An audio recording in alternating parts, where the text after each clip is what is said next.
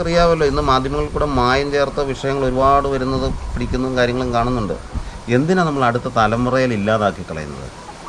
ആ കർഷകൻ വളരെ കഷ്ടപ്പെട്ട് അധ്വാനിച്ച് അവൻ കുറച്ച് 100 മുട്ട കടയിലേക്ക് കൊണ്ടുവരുമ്പോൾ പരമാവധി മുട്ടയ്ക്ക് വിലയിടിച്ച് അവൻ കൊടുക്കുക. നമുക്കില്ല വലിയ ഏജൻസികൾ വന്നിട്ട് പറയുകയാണ് ഇന്നത്തെ വില ഇത്ര, എടുക്കാൻ തയ്യാറാണ്.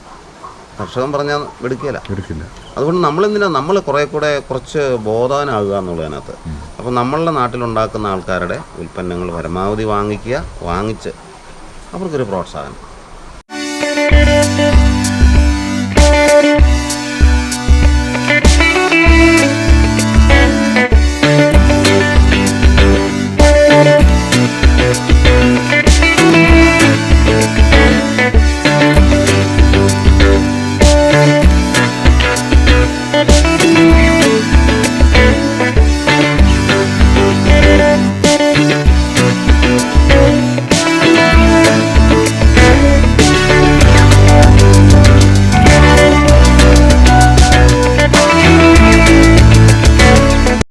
നമസ്കാരം.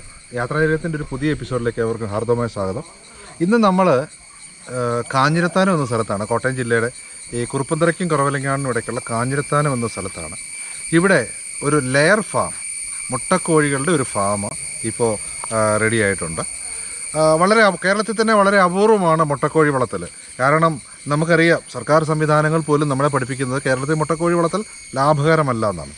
എന്നാൽ അതിൽ നിന്ന് വ്യത്യസ്തമായിട്ട് ഇടുക്കി ജില്ലയിൽ വളരെ എക്സ്പീരിയൻസ്ഡായ, അല്ലെങ്കിൽ എന്താ പറയുന്നത്, വളരെ വർഷത്തെ പ്രാക്ടീസോണ്ട്, വളരെ വർഷത്തെ സേവനം ചെയ്ത, അല്ലെങ്കിൽ വളരെ വർഷം കോഴികളെ വളർത്തിയ നമ്മുടെ സാം ചേട്ടൻ, അദ്ദേഹം ഇവിടെ ഒരു ഫാം തുടങ്ങിയിരിക്കുകയാണ്. അവർ കൂട്ടായ ഒരു ഗ്രൂപ്പാണ്. ആ ഗ്രൂപ്പിൽ ഏകദേശം ഇപ്പോൾ ഏതാണ്ട് ഒരു 5000-ഓളം കോഴികളെ ഓൾറെഡി മുട്ടയ്ക്ക് പരുവാക്കി അവരെടുത്തിട്ടുണ്ട്. 25,000 കോഴിയുടെ ഫാമാണ് അവർ ഉദ്ദേശിക്കുന്നത്. ആ ഫാമിലെ വിശേഷങ്ങളാണ് ഇന്ന് നമ്മൾ നിങ്ങളുമായിട്ട് പങ്കുവെക്കുന്നത്. കാണാം സാമേട്ടൻ്റെ ഫാമിൻ്റെ വിശേഷങ്ങൾ. ഈ നമ്മൾ എല്ലാവരും പറയാറുണ്ട്, ഈ മുട്ടയെന്ന് പറയുന്ന സാധനം മായമൊന്നും ചേർക്കാൻ പറ്റത്തില്ല. അപ്പോൾ സാമേട്ടൻ്റെ അടുത്ത് വന്നപ്പോഴേ മനസ്സിലായി മുട്ടയ്ക്കകത്ത് മായം ചേർക്കാൻ പറ്റുമല്ലോ. ഈ മായം ചേർത്ത മുട്ടയാണ് കേരളത്തിലോട്ട് വരുന്നത് നമുക്കൊക്കെ അറിയാം. അപ്പോൾ ഇവിടുന്ന് നമ്മളുണ്ടാക്കുന്ന നല്ല സാധനം തമിഴ്നാട്ടിലേക്ക് കൊണ്ടുപോവുകയും ചെയ്യാം. അതെ.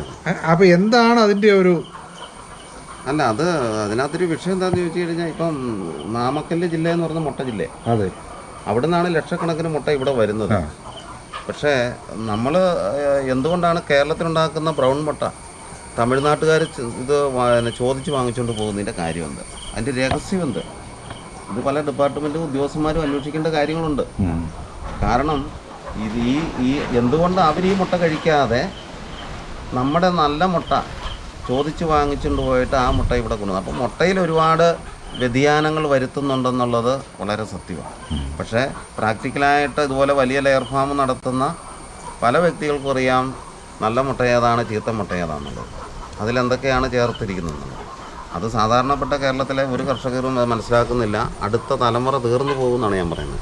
കാരണം അതുപോലെ മാരക രോഗങ്ങൾ ഇതിനകത്ത്. എനിക്ക് പൃഥ്വിയേട്ടനോട് പ്രത്യേകിച്ച് പറയാനുള്ളത്, കേരളത്തിൽ സ്വയം തൊഴിലായിട്ട് സ്വന്തമായിട്ടുണ്ടാക്കുന്ന പ്രോഡക്റ്റുകൾ ആൾക്കാർ വാങ്ങിക്കാൻ തയ്യാറാകണം. വൻ കമ്പനികളെ ആശ്രയിക്കാതെ. എത്രയോ പേര് ഈ പറയുന്ന ചെറിയ യൂണിറ്റിൽ മുളക് പൊടിയും മല്ലിപ്പൊടിയൊക്കെ ഉണ്ടാക്കുന്നു. തീർച്ചയായിട്ടും. അതുപോലെ ചെറിയ യൂണിറ്റിൽ മുട്ടക്കോഴികളെ ഉണ്ടാക്കുന്നു, കാട ഉണ്ടാക്കുന്നു, അതുപോലെ മാംസങ്ങൾ ഉണ്ടാക്കുന്നു. അവരത് വാങ്ങിക്കുക. ഇതൊന്നും വാങ്ങിക്കാൻ ആൾ തയ്യാറാവില്ല. ഇവരൊക്കെ അന്നേരമൊക്കെ പ്രശ്നങ്ങളാണ്. അപ്പോൾ നമ്മൾ പറയുമ്പോഴത്തേക്കും ഒന്ന് ആ ഒരു വീട്ടമ്മ എന്തെങ്കിലും ഒരു വരുമാനത്തിന് വേണ്ടി ചെയ്യുമ്പോൾ അതിനെ വെറും പുച്ഛത്തോടെ കണ്ടിട്ട് അതിന് മാർക്കറ്റ് ഇടിച്ച് വൻകിട കമ്പനികളുടെ പുറകെ പോവുകയാണ്. എന്താ വാങ്ങിക്കുന്നത്? വിഷം വാങ്ങിച്ച് കഴിച്ചിട്ട് ആശുപത്രികളിൽ ക്യൂവാ. അത് മനസ്സിലാണ്. ഞാൻ 10-25 വർഷമായിട്ട് ഞാൻ ഈ മേഖലയിൽ പ്രവർത്തിക്കുന്ന ഒരു കർഷകനാണ്. അപ്പോൾ എന്നെ സംബന്ധിച്ച് എനിക്കറിയാം ഒരു മുട്ടക്കോഴിക്ക് മുട്ട ഉൽപ്പാദിപ്പിക്കാനുള്ള രീതികളും അതിൻ്റെ പ്രൊഡക്ഷൻ കൺട്രോൾ ചെയ്യാനും, അതുപോലെ ആ കോഴികളെ ഏത് രീതിയിൽ നല്ല മോർട്ടാലിറ്റി ഇല്ലാത്ത രീതിയിൽ വളർത്തുന്നുള്ളൂ, നാച്ചുറലായിട്ടുള്ള വസ്തുക്കൾ കൊടുത്തതിന് തരാം.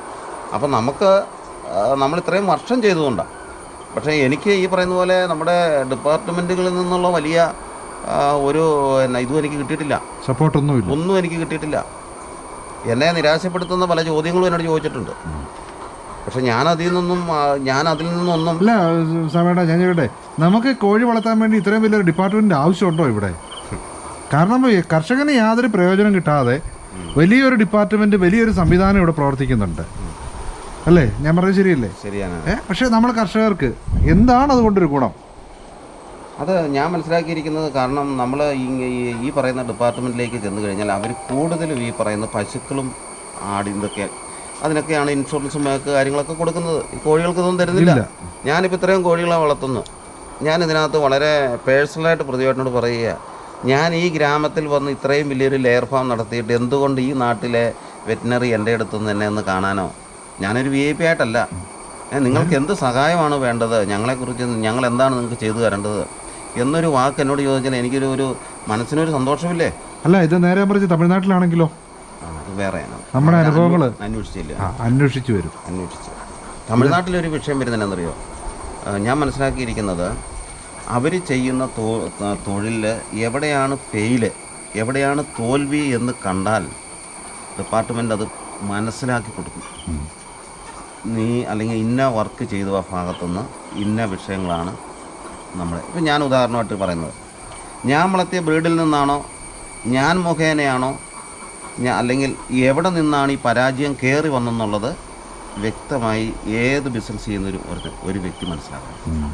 പ്രതിവേട്ടനായാലും ഒരു പരാജയം വരുമ്പോൾ ആ പരാജയം എൻ്റെ ഭാഗത്തു നിന്നാണോ, ഞാൻ വളർത്തിയ ബ്രീഡിൽ നിന്നാണോ, അല്ലെങ്കിൽ ഞാൻ വാങ്ങിച്ച ഫീഡിൽ നിന്നാണോ, അത് കണ്ടെത്തണം. അത് കണ്ടെത്തിയാൽ റെക്ടിഫൈ ചെയ്താൽ ബിസിനസ് തീർന്നു, ബിസിനസ് വളരും. അത്രയേ ഉള്ളൂ. ഇവിടെ സംഭവിക്കുന്നൊരു കേസ് എന്താണെന്ന് ചോദിച്ചു കഴിഞ്ഞാൽ, പരാജയം വരുന്നു, നമ്മളിതെല്ലാം അങ്ങ് മടക്കി തീർന്നു. ഒരു പരാജയത്തിൽ അവസാനിക്കുകയാണ്. സപ്പോർട്ടില്ല. അതാണ് നമുക്ക് എന്താ പറയുന്നത്, ഗവൺമെൻറ് സപ്പോർട്ടോ അല്ലെങ്കിൽ ഇതുപോലുള്ള നല്ല ഉദ്യോഗസ്ഥരുടെ സപ്പോർട്ടൊന്നും നമുക്ക് ആവശ്യത്തിന് കിട്ടുന്നില്ല. ആ കിട്ടുന്നില്ലാത്തതുകൊണ്ടാണ് കേരളത്തിൽ ഈ ബിസിനസ് വളരാത്തത്. അതെ അതെ.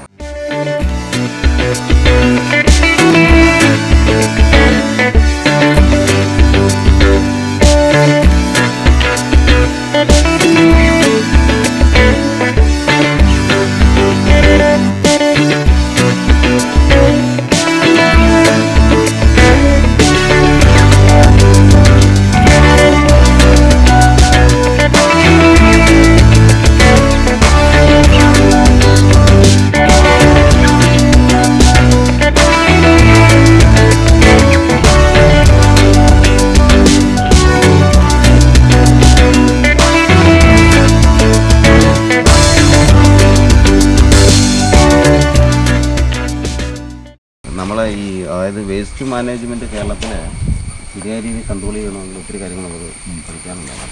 അത് ശരിയായ രീതിയിൽ നമുക്ക് ചെയ്യാൻ പറ്റാതെ വന്നു കഴിഞ്ഞാൽ ലോകം ഭയങ്കര പരാജയമാണ് ഈ മേഖല. അപ്പോൾ നമ്മൾ ചെയ്യുന്നൊരു സിസ്റ്റം എന്താണെന്ന് ചോദിച്ചാൽ, 3 ചെറിയ ടാങ്കുകൾ. ആ ചെറിയ ടാങ്കുകളിൽ ഇവിടുന്ന് ചെല്ലുന്ന കാഷ്ടം ഒരു ടാങ്കിൽ നിറയ്ക്കുന്നു.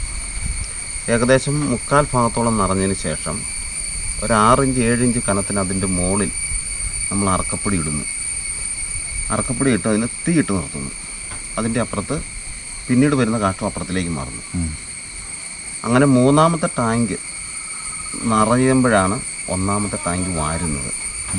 ഉപ്പിലും കരിയിലും ഒരു കുറേ കാലം കൊണ്ട് കത്തിയൊക്കെ തീരും. അങ്ങനെയല്ല, ഉപ്പിലും കരിയിലും ബാക്ടീരിയ പ്രവർത്തിക്കില്ല. അതാണ് ഒരു മെയിൻ കേസ്. കാരണം ഇതിനകത്ത് ഇട്ടിരിക്കുന്ന ബാക്ടീരിയകൾ അല്ലെങ്കിൽ ഈച്ച, മുട്ട, ഇത് വിരിഞ്ഞ് മോളി വരുമല്ലോ. ഈ ജീവികളെല്ലാം മോളി വരും. അപ്പോൾ മോളി വരുമ്പോൾ ഇതിന് മുന്നോട്ട് ജീവിക്കാൻ പറ്റത്തില്ല. അറക്കപ്പൊടി കത്തുന്നുണ്ട്. അറക്കപ്പൊടി തീ കഴിക്കുന്നു.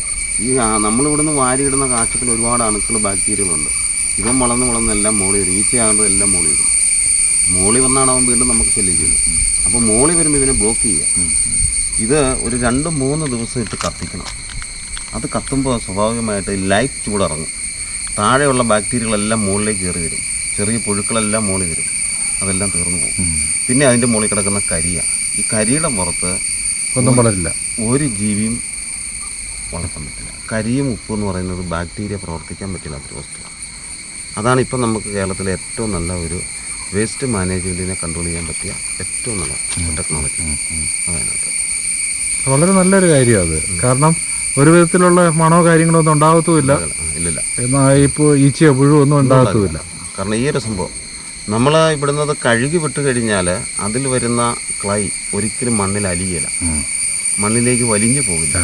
ഇല്ലെങ്കിൽ അതിനകത്ത് അതിന് ചെയ്യാവുന്ന ചെറിയ യൂണിറ്റുകാർക്കൊക്കെ ചെയ്യാൻ പറ്റുന്നൊരു സംവിധാനം എന്താണെന്ന് വെച്ചാൽ, കഴുകി വിടുന്ന വസ്തുവിനെ 3 സംവിധാനത്തിൽ ഇതിനെ അരിക്കണം. ആദ്യം കഴുകി വരുന്നിടത്തിൽ ഒരടി അകലത്തിൽ അരിപ്പെന്ന് പറഞ്ഞാൽ ഈ പറയുന്ന മിറ്റിലും ചരലുകല്ലും ഇട്ട് അരിക്കണം. അത് കഴിഞ്ഞ് വീണ്ടും മിറ്റിലും ചരലും ഇട്ടരിക്കണം. അങ്ങനെ 3 ഘട്ടം കഴിയുമ്പോൾ പിന്നെ വരുന്ന വെള്ളമില്ലേ, വളരെ നൈസായിട്ട് ഫിൽട്ടർ ചെയ്ത വെള്ളം. ആ ഫിൽട്ടർ ചെയ്ത വെള്ളം മണ്ണിലേക്ക് വിട്ടാൽ മണ്ണി താഴും. ഇവനൊരു 2 ദിവസം അല്ലെങ്കിൽ 1 ദിവസം നമ്മൾ വെയിറ്റ് ചെയ്ത് കഴിയുമ്പോൾ ബാക്കി കാഷ്ടം 1ാമത്തെ കളത്തിൽ കിടക്കും, 1ലും 2ലും കിടക്കും, 3ലും വളരെ കുറവായിരിക്കും.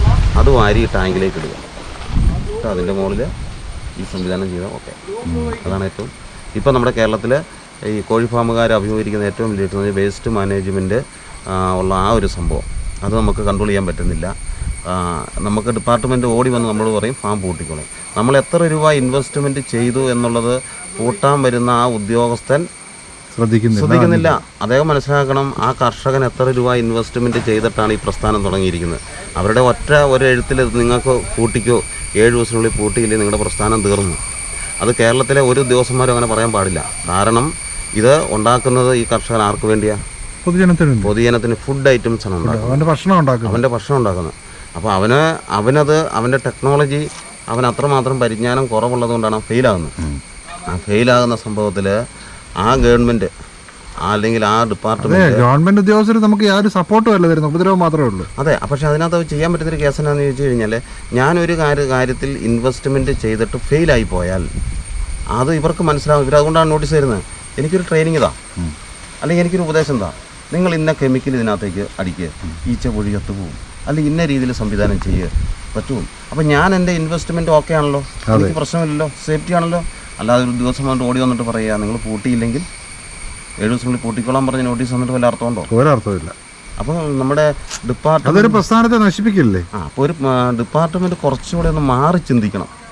കർഷകർ അവർ പ്രാക്ടിക്കലായിട്ടുള്ള ട്രെയിനിങ് പഠിച്ചിട്ടല്ല ഇറങ്ങുന്നത്, നോക്കി പഠിക്കുക, കണ്ടുപിടിക്കുക ഒക്കെ കണ്ടിട്ട് ഇറങ്ങുന്നത്. അവർക്ക് പരിശീലനമില്ല, അതിൽ ഫെയിലാകുന്നൊരു വ്യക്തിയിൽ നിങ്ങൾ ഇന്ന കാര്യങ്ങൾ കൊണ്ടാണ് നിങ്ങൾക്ക് തോൽവി, ആ തോൽവി പരാജയം വന്നത് ഏത് ഭാഗത്താണെന്നുള്ളത് വ്യക്തമാക്കി ആ ഉദ്യോഗസ്ഥൻ ആ കർഷകന് കൊടുത്താൽ അദ്ദേഹം തിരുത്തും. മറ്റു അയൽക്കാർക്ക് പ്രശ്നമില്ല, നാട്ടുകാർക്ക് പ്രശ്നമില്ല, അവൻ്റെ ഉപജീവന മാർഗത്തിന് കേരളത്തിൽ നല്ല തൊഴിലും ഉണ്ടാവും. നിപ്പിൾ സിസ്റ്റം ഇറച്ചിക്കോഴിക്ക് നല്ലത് തന്നെയാണ്. പക്ഷെ അതിനകത്ത് ഒരു കോഴിക്ക് താഴെ നനഞ്ഞ് വെള്ളം കിട്ടണമെന്നുള്ളൊരു രീതിയാണ് വേണ്ടത്.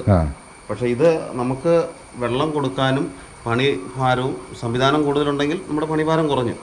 പിന്നെ ഇതിനകത്ത് ശ്രദ്ധിക്കേണ്ട കേസ് എന്താണെന്ന് വെച്ചാൽ പൈപ്പ് ചൂടാകരുത്, റൂഫാണെങ്കിൽ ചൂടാകരുത്. ഇതിൻ്റെ ഒരു മിനി ടാങ്ക് ഉണ്ട്, ആ ടാങ്കിൽ നമ്മൾ ഐസോ കാര്യങ്ങളോ ഇട്ട് കൊടുക്കണം. വെള്ളം തണുത്തിരിക്കണം. ചൂടാണെങ്കിൽ വെള്ളം കോഴി കുടിക്കില്ല. അപ്പോൾ അതിനകത്ത് ഈ പറയുന്ന പോലെ ബോഡി വെയിറ്റ് കിട്ടില്ല. അങ്ങനെയൊക്കെയുള്ള വിഷയങ്ങളുണ്ട്. ഇതിപ്പോൾ എത്ര വർഷമായിട്ട് ഇപ്പോൾ ഇത് ഈ രീതിയിൽ ഇപ്പോൾ ചെയ്യുന്നുണ്ട്? ഞാൻ ഈ മേഖലയിലേക്ക് നിപ്പിൾ സിസ്റ്റം, ഇറച്ചിക്കോഴിക്ക് നിപ്പിൾ സിസ്റ്റം വെച്ചിട്ട് എത്ര കാലം? സിസ്റ്റം പിന്നെ കേജ് സിസ്റ്റം ഉണ്ട്. ഇറച്ചിക്കോഴിക്ക് ലിറ്റർ അല്ലാതെ തന്നെ കേജിലുണ്ട്. അത് അവിടെ നിപ്പിൾ സിസ്റ്റമാണ് വരുന്നതിനകത്ത്. നിപ്പിൾ സിസ്റ്റം നേരത്തെ പോലെ ഉണ്ട് അതിനകത്ത്. പക്ഷേ നമ്മുടെ നാട്ടിൽ അധികം ഉപയോഗിക്കുന്നില്ലെന്നേ ഉള്ളൂ.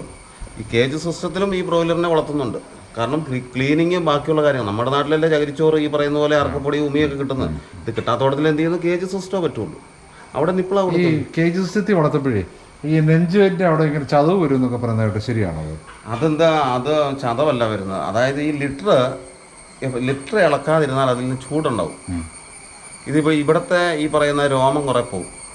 ഇത് പോകുന്നതിനകത്ത് ഇതിനകത്ത് അമോണി ഗ്യാസാണ് വരുന്നത്. അല്ല, ഈ കമ്പിക്കൂടിനകത്ത് കിടക്കുമ്പോൾ ഞാൻ പറഞ്ഞത് കേജിനകത്ത് കിടക്കുമ്പോൾ ഈ കമ്പിയിൽ ഇരുന്നിരുന്നിരുന്ന് ഇവിടുത്തെ ഈ ബ്ലഡ് ക്ലോട്ട് ഉണ്ടാകും എന്നൊക്കെ പറയുന്നുണ്ട്. ഇല്ല, അത് സാധാരണ ചെയ്യുന്ന എങ്ങനെയാണെന്ന് ചോദിച്ചു കഴിഞ്ഞാൽ ഈ കേജിനകത്ത് ഒരു പ്ലാസ്റ്റിക് കോട്ടിങ്ങിൻ്റെ ഒരു സംഭവമുണ്ട്, അതിട്ടേക്കും. അപ്പം മറ്റ് ഈ ഇരുമ്പിൽ നിന്നുള്ള വിഷയങ്ങളില്ല. നമ്മുടെ കൊട്ടിയം ഗവൺമെൻറ് ഹാച്ചറിയിലെ അവിടുത്തെ ലെയർ ഫാമിലും ഈ പറയുന്ന സിസ്റ്റം ഇട്ടിരിക്കുന്നത് ഈ മാറ്റിട്ടിട്ടുണ്ട്. കാരണം കോഴികൾക്ക് കമ്പി നിൽക്കുമ്പോൾ ഉള്ള കാലിൽ നിന്ന് വരുന്ന അസുഖങ്ങൾ അങ്ങനെ കൊണ്ടാകും തടയുന്നതാണ്. ചേട്ടാ, ഇപ്പം അവിടെ ഇടുക്കി ജില്ലയിലേ നമുക്കിപ്പോൾ എന്തൊക്കെയാണ് അവിടെ ഇപ്പം നിലവിലുള്ള പരിപാടികളൊക്കെ? ഇടുക്കി ജില്ലയിൽ ഞാനിപ്പം സർക്കാരിലേക്കുള്ള മുട്ടക്കോഴി കുഞ്ഞുങ്ങളെ വളർത്തി ഗ്രാമശ്രീ ഗ്രാമലക്ഷ്മി കൊടുക്കുന്നത്. അവിടെ ലെയർ ഫാം ഉണ്ടോ? ഇടുക്കി ജില്ലയിൽ ലെയർ ഫാം ഇല്ല. ലെയർ ഫാം തന്നെ അവിടെ ഉണ്ടായിരുന്ന ഫാം വെള്ളക്കോഴി മുട്ട ഉണ്ടാക്കി സ്വന്തമായിട്ട് ഉൽപ്പാദിപ്പിച്ച് അവസാനിപ്പിച്ചു. ഞാൻ തമിഴ്നാടിൻ്റെ വെള്ളമുട്ട ഉൽപ്പാദിപ്പിച്ചൊരു കർഷകനാണ്. പക്ഷേ എനിക്ക് അവിടെ ലെയർ ഫാം മുന്നോട്ട് കൊണ്ടുപോകാൻ പറ്റാത്തൊരു സാഹചര്യം വന്നു അതിനകത്ത്. അപ്പോൾ അതുകൊണ്ട് എനിക്കൊരു കുറച്ചുകൂടെ ഏരിയ ഉള്ളൊരു സ്ഥലം അന്വേഷിച്ചു. അങ്ങനെ അത് കിട്ടി, അങ്ങനെയാണ് ഇത് തുടങ്ങിയത്. എന്തായാലും നാടിനും നാട്ടുകാർക്കും ഭക്ഷണം ഒരുക്കുന്ന സാമേട്ടൻ നാൾക്കുനാൾ നിങ്ങളുടെ ഈ ഒരു സംരംഭം വളർന്ന് വലുതാവട്ടെ എന്ന് ആശംസിക്കുന്നു. നന്ദി, നമസ്കാരം. Okay, thank you.